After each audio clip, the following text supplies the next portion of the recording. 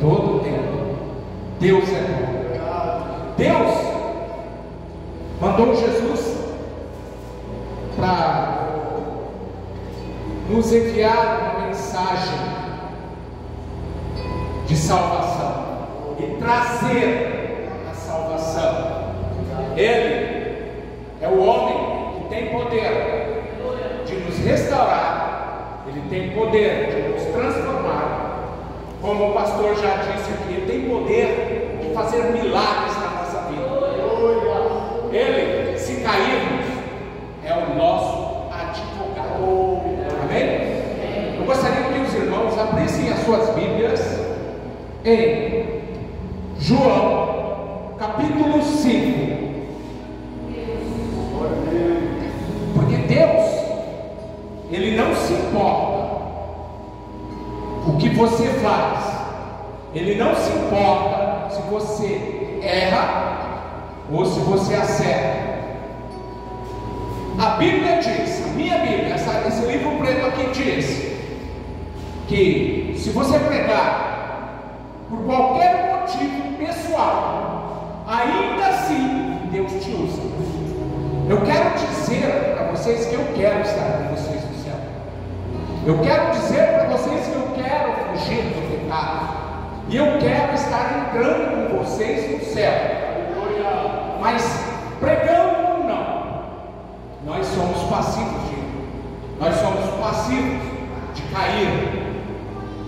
E talvez vocês não entendam muito no começo, mas essa palavra ela vai falar sobre isso. A pergunta que eu tenho para fazer para vocês antes de ler esse texto é: Jesus é nosso advogado, está correto? Ele é um advogado fiel ou ele é um advogado inimigo? Porque hoje, nos nossos dias, o que mais nós vemos são advogados inimigos, que não medem palavras, não medem circunstâncias, não se importa o que vai fazer para se ganhar uma causa. Mas Jesus, para ganhar uma causa, ele precisa ver a redenção no seu cliente, no seu filho, aquele que vai levar para o céu. E o texto, eu vou ler só um versículo. Ele diz assim, versículo 6: E Jesus, vendo este deitado e sabendo que estava neste estado há muito tempo, disse: Queres ficar são? Podeis acertar. Às vezes, eu posso trazer aqui para vocês um texto que talvez já vários pregadores trouxeram, ou talvez, eu acredito que esse milagre aqui já foi dito. Jesus, ele entra num lugar aonde um anjo já desce para fazer milagre, e ele encontra ali, entre muitos e muitos doentes, um homem que já estava lá há 38 anos. E aí ele pergunta aqui: queres ficar são? O que o homem estava fazendo lá? Querendo ficar são. Mas ele conseguia ficar são? Ele conseguia mover as suas pernas? Provavelmente deve ter tido um acidente, ou talvez nasceu há 38 anos atrás daquele jeito. Mas a Bíblia fala que ele estava há 38 anos sem poder se movimentar, naquela situação, lá esperando o seu milagre, esperando que um anjo descesse do céu e movesse as águas, e ele pudesse ser levado até as águas e pudesse ter a cura. E ali eu acredito, na minha pequenez, no jeito que às vezes eu penso que as coisas não vão conseguir. Ah, pastor, mas o senhor é pessimista. O senhor não é pastor? Você tem que pensar que as coisas vão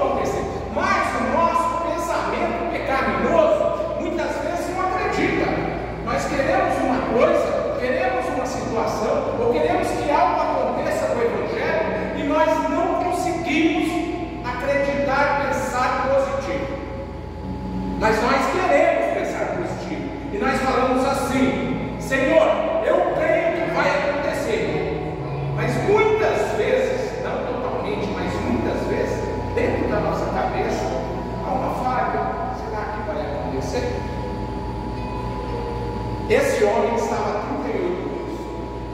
E aí chega um homem do lado dele e pergunta se ele quer ficar são. Ele falou: Senhor, eu quero ficar são. Eu não vou entrar nesse mérito porque não é aqui que eu quero, não é a pegada, não é aquilo que Deus tem para mim e o que Deus tem para você nessa noite não é isso.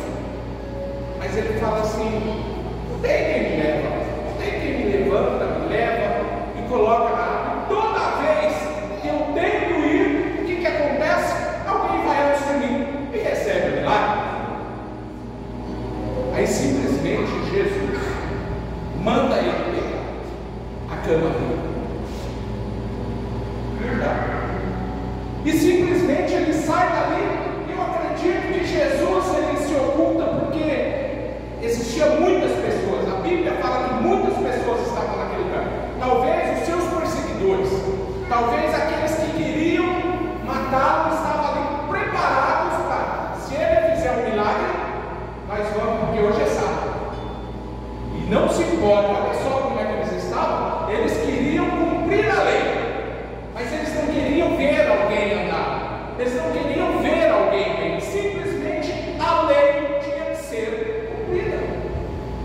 E aí o que acontece? Jesus vem, faz o homem levantar, pega a sua cama e anda. E ó, vai junto, só, no meio da multidão. Provavelmente muitas pessoas se aglomeraram quando viram um homem levantar sem precisar de entrar na água. E nesse exato momento Jesus se oculta. Passados uns tempos, Jesus encontra esse homem. E ele encontra onde? Já andando no templo. Os judeus, os escribas, os fariseus, todos os zeus já haviam interrogado aquele homem. O que havia acontecido, quem o curou, quem o levantou. E ele falou: foi um homem, eu não sei quem foi, mas foi um homem. Foi de Deus, o homem disse? Não, foi um homem. Advogado. Ele esteve ali, ele nem sabia que tinha um advogado. Quantas vezes um criminoso chega numa cadeia e do nada aparece um advogado lá para advogar a causa dele? E ele nem sabia que ele tinha direito ao advogado. Aí a pessoa vê a causa dele: opa, essa causa aí é boa. Então eu vou me aproximar e vou pegar a causa.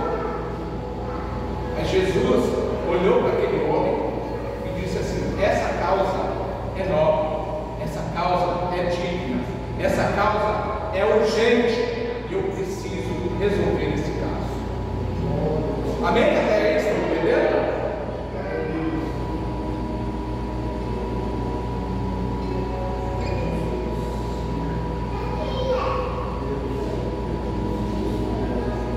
A Bíblia nos diz que este homem, depois disso, se encontra com Jesus. E ele reconhece Jesus. E Jesus fala algo para ele muito importante. Vamos ver se eu acho aqui.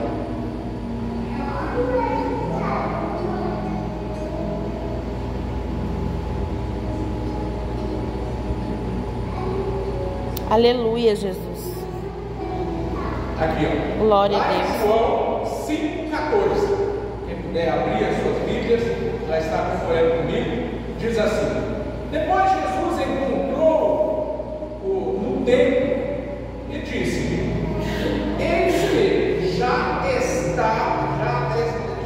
estás são, não peques mais, para que não te suceda alguma coisa pior. A pergunta que eu tenho para a igreja: o que é mais pior? O que é mais complicado? O que dá mais complicação na vida do que ficar 38 anos em uma cama, sem poder andar, sem poder trabalhar? Tem alguma coisa que é pior que isso? Tem. O inferno. A gente não sabe, a Bíblia não fala como era a vida desse homem antes antes dele se acidentar ou antes dele não conseguir andar, muitos dizem: foi seu pai, foi sua mãe. Os religiosos da época diziam: foi seu pai, foi sua mãe que pegou. Por que você está assim? Por algum motivo você está assim. E era assim que eles pensavam. E é assim que muitos hoje pensam também. Por que você está desse jeito? O que foi que você fez de errado? Algo muito errado você fez. Não, eu cresci e aconteceu, eu fiquei doente, fiquei assim. Então seus pais provavelmente frequentaram, me corrija se eu estiver errado, frequentaram um centro de macumba. Você tem maldição lá na terceira geração da sua família. Você tem geração lá na quarta passada da sua família. Sempre vão olhar para mim, vão olhar para você, vão olhar para nós. Se nós estivermos passando uma dificuldade, se nós estivermos com uma enfermidade curada, por que você tem diabetes? Porque você comeu muito açúcar. Não foi? Não, eu não como açúcar. Então a sua geração tem diabetes. Lá atrás já tinha diabetes. Eu quero falar um negócio com os irmãos. Há 60, 70 anos atrás não se ouvia falar em diabetes. E todos comiam açúcar desvairadamente. É o açúcar que é o culpado pela diabetes? Ou é as químicas que eles usam? A soda, formol que eles usam para isso, ou é o remédio junto com o açúcar. Então sempre vão arrumar um jeito para colocar você como culpado da situação que você está. Abram suas Bíblias em Salmos 1, versículo 1.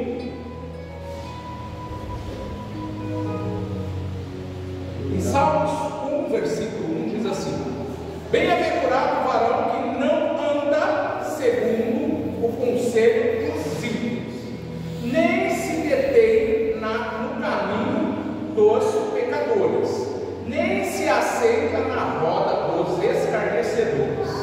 Pois bem, se você não fez nada disso, você não tem por que estar preocupado com entrar no céu.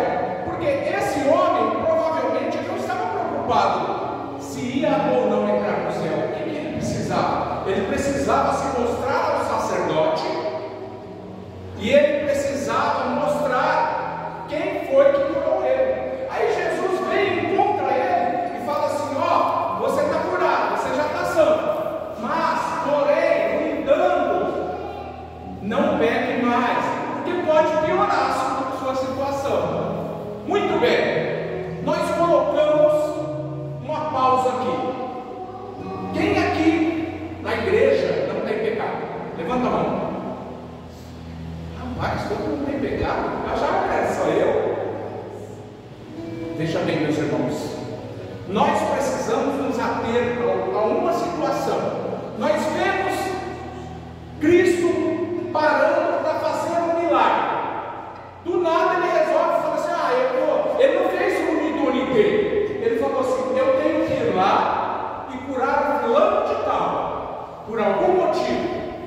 Ele deixa passar a situação, depois ele volta e procura de novo o homem e fala assim: você está são, vai, mas não peca mais não, senão pode ser pior. Era o mesmo que desse uma sentença para ele: olha, eu advoguei a sua causa, eu te coloquei de pé, eu coloquei a sua situação em dia. Deus está aqui nesta noite colocando vidas para entender o caminho a ser seguido. Mas nós já sabemos o caminho, nós já entendemos isso, nós já entendemos que não precisamos pecar, que não podemos pecar. Eu vou fazer uma pergunta para a igreja: qual a diferença de uma pessoa que é contratada? Eu vou fazer uma pergunta gostosa, vocês vão lembrar de coisas boas, tá? Qual a diferença de uma pessoa que é contratada para uma churrascaria e qual a diferença dessa pessoa para uma pessoa que vai visitar um familiar ou vai visitar filho, aí chega lá, tem um churrasco, ele fala assim: ó, você pode ficar na churrasqueira hoje? Meu Deus, isso é profético. Essa é uma diferença muito grande de, por acidente, você cair numa churrasqueira e ter que fazer um churrasco e assar a carne, ou ser contratado para ser um churrasqueiro, ou de repente você coloca uma coisa na sua mente e fala assim: a minha profissão vai ser churrasqueiro, porque eu sempre vou comer carne. Jesus, ele falava por parábolas. Eu quero trazer essa pergunta para você. Você é um churrasqueiro profissional que faz churrasco todos os dias e tem uma folga por semana na churrascaria, ou de vez em quando, por acidente, você tem que ir para a churrasqueira fazer churrasco? Nós queremos ser aquele que, por acidente, vamos para um vizinho, um amigo, um filho, um parente. Por acidente, nós temos que ir para a churrasqueira. Por quê? Ser um churrasqueiro profissional é o mesmo que ser um pecador profissional. Eu não me importo com Cristo. Talvez nós estamos dentro da casa do Senhor. Não me importo com Cristo, não me importo com o pecado. Eu tenho um advogado. Esse advogado vai advogar minha causa. Se eu cair, ele vai resolver a minha causa. Quando o Senhor, ele vem e faz um milagre, ele faz um milagre duplo. Ele coloca uma sentença para aquela pessoa: vai, mas não pega mais, porque pode ficar pior. Conclusão: você passou 38 anos numa cama e pode ir para o inferno ainda se você voltar a pecar. Talvez, eu não estou dizendo que sim. Tem muita gente que coloca, já vi um pregador pregando essa palavra falando que sim, que ele tinha uma índole lá e que ele queria sair dali e pecar, agora viver a vida. Não, agora eu estou de pé, eu estou, beleza, então eu vou sair pecando e vou viver a vida. Já vi isso aí. Mas não, talvez não.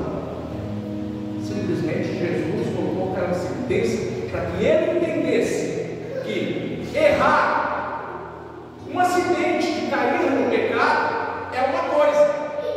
Se jogar no pecado, falar: não, agora eu vou pecar à vontade, é outra coisa totalmente diferente. Sabe por quê? Existe um portão lá no céu. Esse portão é um verdadeiro milagre na nossa vida. Por quê? Se nós tivermos apenas um acidente, eu caí, eu errei, mas não ficar pensando assim: eu errei, mas eu tenho um advogado, e aí? Eu vou pedir perdão e pronto, eu ajoelho ali, falo com o Senhor e pronto, resolvido o meu caso. Se você estiver pensando isso, meu irmão, minha irmã, nós estamos em parafuso, nós estamos perdendo o nosso tempo com Deus. Agora, se você estiver pensando assim: eu sei que eu já nasci do pecado, eu sei que eu já errei muito, eu sei que eu já caí numa cilada do pecado, eu sei que o dardo inflamável de Satanás já veio na minha vida, porque eu dei uma brecha, mas eu não quero mais pecar. Aquele moço, a partir da hora que ele recebe aquele milagre e ele encontra novamente com Jesus, e ele recebe aquela palavra: eu creio, que ele não quis mais pecar. Eu não quero pecar, porque eu quero estar com ele. Ele me curou, ele é Jesus, ele é o Messias, ele era aquele que havia de vir, que veio e me curou além do tanque. Não precisou do anjo chacoalhar a água. O que nós temos, o que o noivo tem que colocar na mão de Deus, o que o pastor tem que colocar na mão de Deus, o que cada um dos irmãos, o que a minha esposa tem que colocar na mente dela. Eu tenho que fugir veementemente. Eu tenho que fugir. Doa quem doer. Eu tenho que me rasgar para não pecar, para não cair em tentação.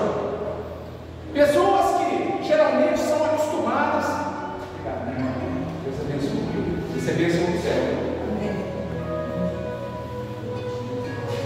Jesus fala assim: eu sou água viva. Aquele que beber de mim nunca mais terá sede.